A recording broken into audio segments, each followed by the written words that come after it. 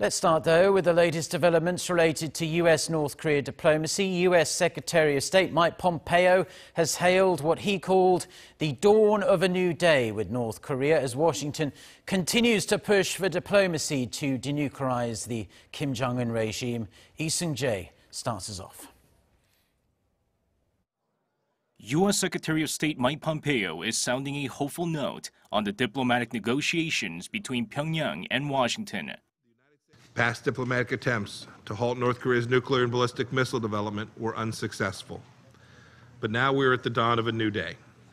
Chairing a meeting of the UN Security Council on Thursday, Pompeo credited the ongoing international sanctions on North Korea and said the maximum pressure campaign must continue until a final, fully verified denuclearization of the regime is achieved.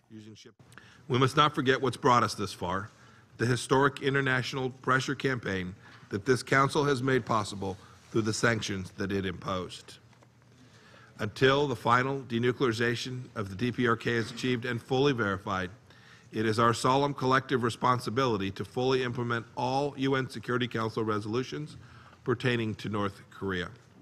South Korean Foreign Minister Kang Kyung-hwa, who also took part in the meeting, said the path toward peace on the Korean Peninsula has improved despite the initial bumpy road. Our path to complete denuclearization and the establishment of a permanent peace on the Korean Peninsula might prove likewise uneasy periods of uncertainty and wariness, interspersed by moments of a step change in progress and clear visibility toward our goal. But in the longer scheme of things, comparing where we were a year ago and where we are today, the situation has definitively become more clear and visibility has been greatly enhanced. Earlier in the day, Pompeo met with UN Secretary General Antonio Guterres and the permanent members of the UN Security Council.